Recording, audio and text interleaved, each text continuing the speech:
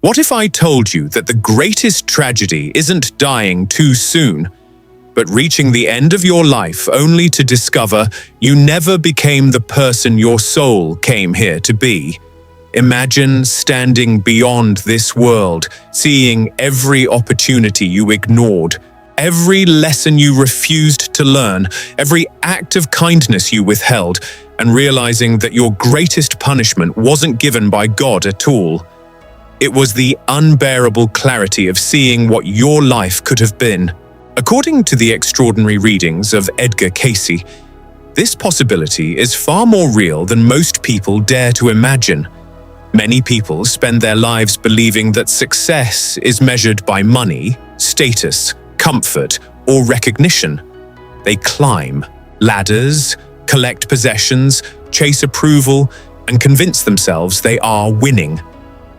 Yet Cayce repeatedly suggested that from the soul's perspective, these things are temporary shadows. They are not the true reason we incarnate. The soul enters physical life carrying intentions that reach far beyond material achievement. Earth, according to Cayce, is not simply where we live. It is where we learn. If this is true, then every challenge you faced may have served a purpose you couldn't see at the time. Every disappointment, every betrayal, every unexpected detour may have been designed not to destroy you, but to awaken something within you. What appears to be misfortune from the human perspective may actually be an invitation from the soul. Of Edgar Cayce's most fascinating ideas was that souls do not arrive on Earth randomly. Before birth, the soul has already traveled through countless experiences. It carries memories, tendencies, strengths, weaknesses, and unfinished lessons from previous incarnations. Life is not beginning here. It is continuing here. This changes everything. It means that the family you were born into, the talents you naturally possess, the obstacles that seem to follow you, and even the relationships that profoundly shape your life may all be connected to a much larger spiritual story. Nothing is entirely accidental. While free will always remains, the stage upon which we exercise that freedom may have been carefully prepared long before we took our first breath. Cayce often emphasized that the soul is constantly growing toward greater awareness of its divine origin. Every lifetime offers another opportunity to move closer to that goal. Yet growth is never forced. Love cannot be forced. Wisdom cannot be forced. Spiritual maturity cannot be forced. The Creator allows every soul to choose, and that is precisely where many people lose their way. Modern society teaches us to become distracted. Endless entertainment, endless comparison, endless consumption. We become experts at improving our outer lives while neglecting the inner one. We spend years decorating the prison without realizing the door has been unlocked all along. According to Cayce's philosophy, the greatest danger is not making mistakes. Mistakes are expected. Every soul stumbles. The real danger is refusing to learn from them. When pride prevents growth, when fear keeps us frozen, or when selfishness becomes our guiding principle, we begin drifting away from the very purpose that brought us here. Think about how often life repeats certain patterns. Perhaps you continue attracting similar relationships. Perhaps the same emotional wounds appear again and again under different circumstances. Maybe opportunities come and go, each carrying strangely familiar lessons. Cayce suggested these repetitions are not cruel coincidences. They may represent unfinished spiritual work patiently returning until understanding finally blossoms. The universe, in this view, is remarkably compassionate. It does not seek revenge, it seeks transformation. This is where many misunderstand. Karma. Karma is often imagined as a cosmic system of rewards and punishments, but Cayce described something much more meaningful. Karma is education. It is the law through which the soul experiences the consequences of its own choices until wisdom naturally develops. It is less like a judge handing down a sentence and more like a teacher patiently offering another opportunity to master the lesson. Consider someone who continually chooses dishonesty. Eventually, trust disappears from their relationships. Isolation follows. The suffering itself becomes the classroom. The pain is not vengeance, it is revelation. The same is true for compassion. Every act of kindness strengthens qualities that endure beyond this lifetime. Wealth may disappear. Beauty may fade. Reputation may change overnight, but the character of the soul continues. Cayce frequently reminded people that thoughts themselves possess tremendous creative power. Every thought plants a seed. Every belief influences future choices. Every emotion shapes the direction of consciousness.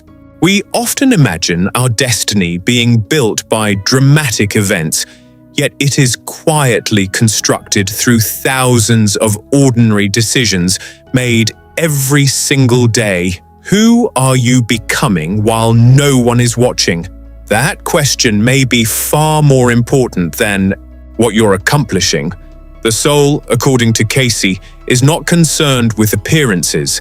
It seeks authenticity. It asks whether we are becoming more loving, more forgiving, more patient, more courageous, and more aligned with the divine spark placed within us. This perspective transforms suffering. Instead of asking, "Why is this happening to me?" the wiser question becomes, "What is this experience trying to teach me?" Sometimes the lesson is humility. Sometimes it is forgiveness. Sometimes it is faith. Sometimes it is learning to release control. The answer is different for every soul, because every soul carries different lessons. One of Cayce's recurring themes was that free will remains sacred above all else. Even if the soul planned certain opportunities before birth, we still choose how to respond. Two people may experience identical hardships, yet one becomes bitter while the other becomes compassionate. The circumstances are similar, but the spiritual outcome is entirely different. This means your future is never fixed. Your past may influence you, but it does not imprison you. Every moment offers another chance to choose differently. That may be one of the most hopeful messages Edgar Cayce ever shared. No matter how far someone believes they have fallen, the soul can begin returning. Toward its purpose, the instant sincere change begins. Growth does not require perfection. It requires willingness. Many people fear they have already wasted too much time. They regret years spent chasing empty ambitions or living according to other people's expectations.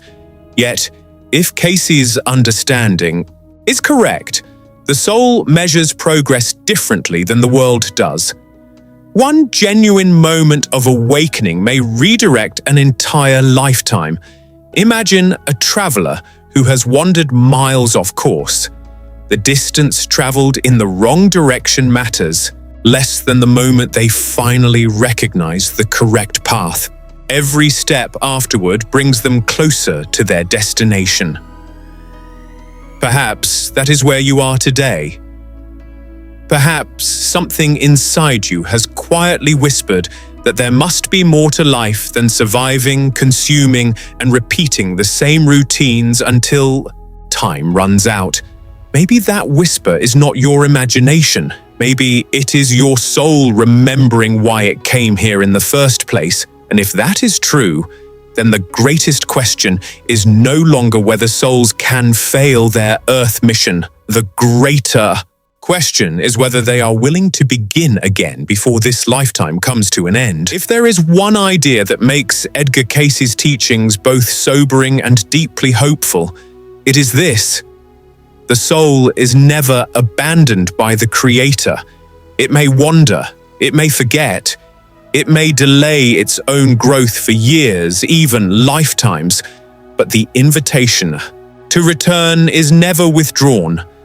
Divine love remains constant, patiently waiting for the soul to remember who it truly is. So, what happens if someone reaches the end of life without fulfilling the purpose they came here to accomplish? According to Cayce's readings, death is not the end of consciousness. It is the removal of the physical garment.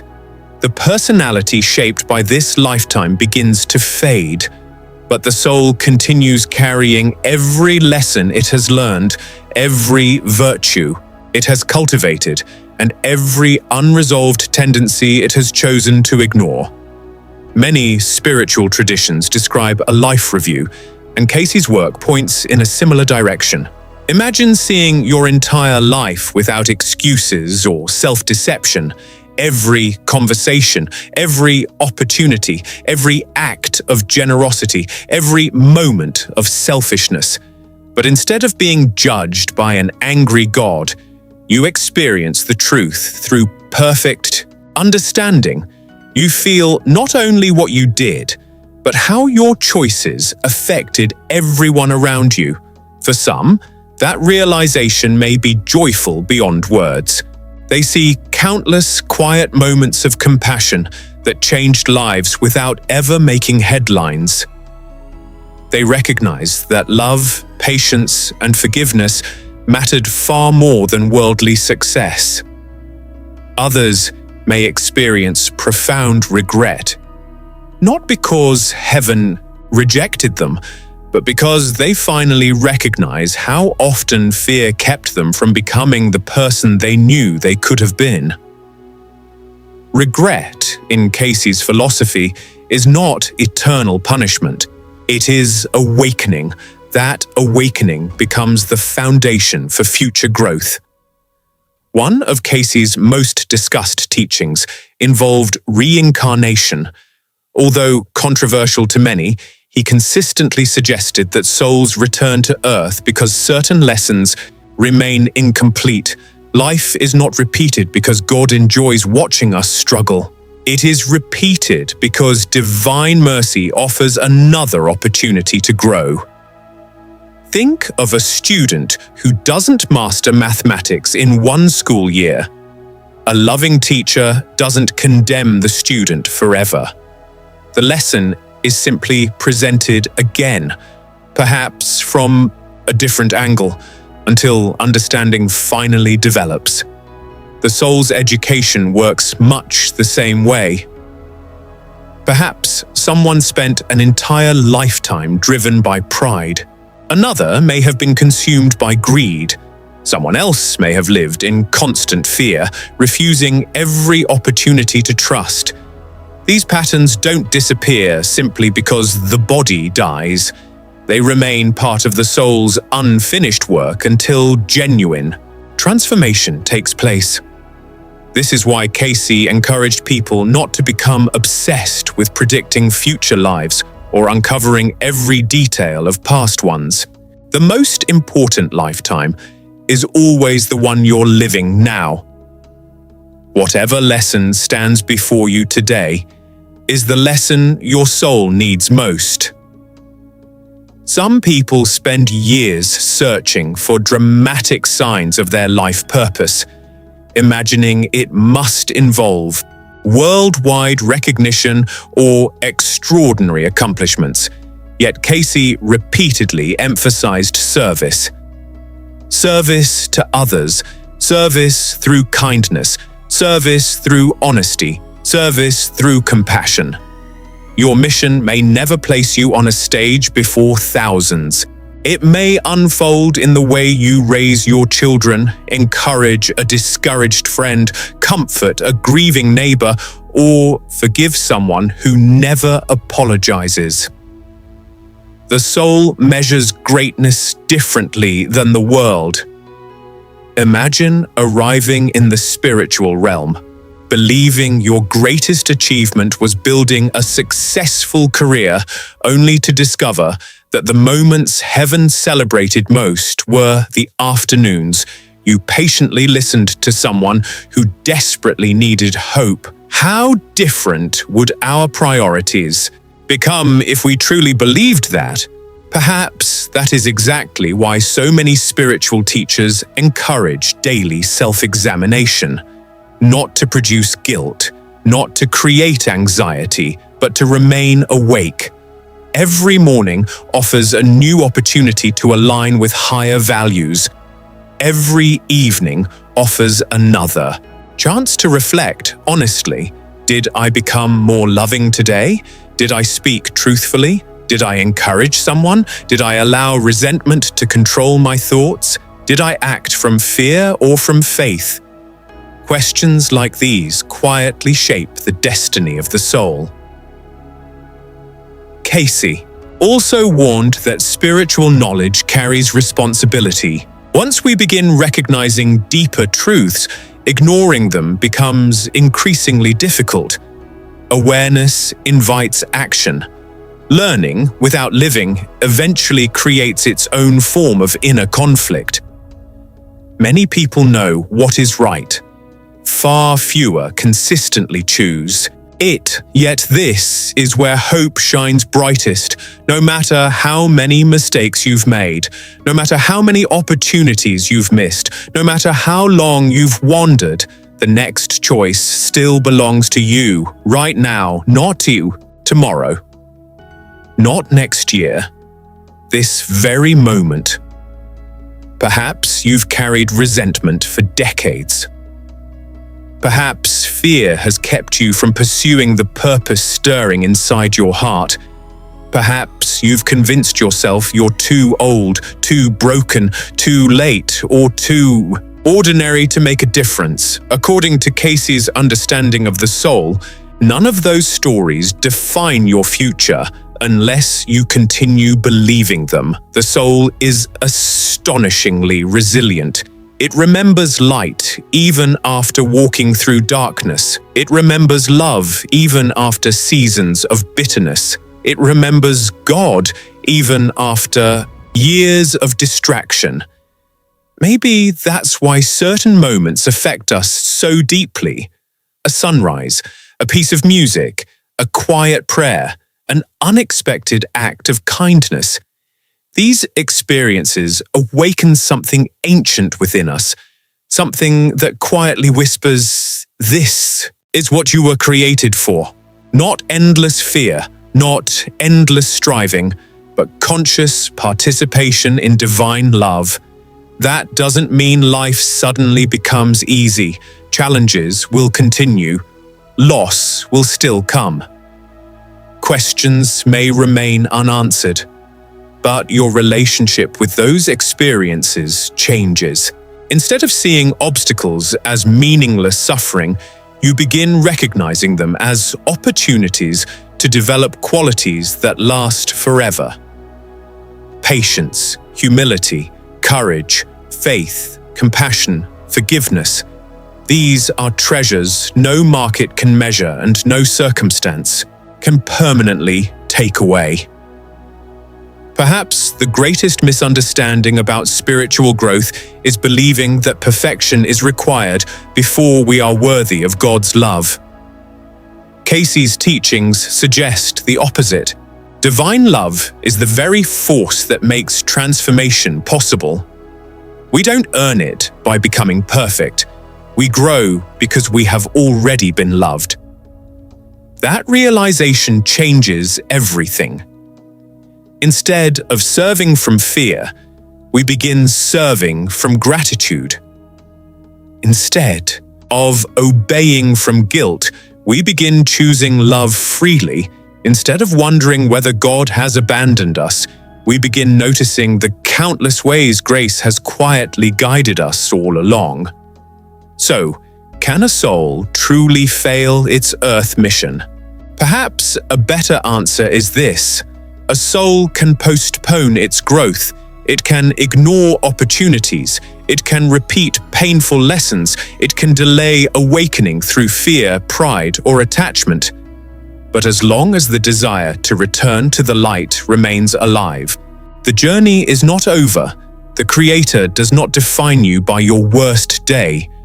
Your soul is not measured by the number of times you stumbled. It is measured by whether you continued moving toward truth. Every act of forgiveness matters. Every sincere prayer matters. Every hidden sacrifice matters. Every choice to love instead of hate matters. Every quiet decision to become a better human being echoes far beyond this lifetime.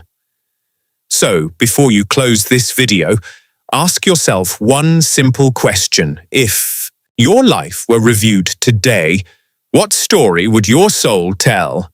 Not the story you tell other people, not the version shaped by appearances or accomplishments, but the story written by your thoughts, your intentions, your character, and your love, because perhaps your greatest purpose isn't waiting somewhere in the distant future. Perhaps it begins with the very next decision you make. And if Edgar Cayce was even partially correct, that single decision may echo across eternity.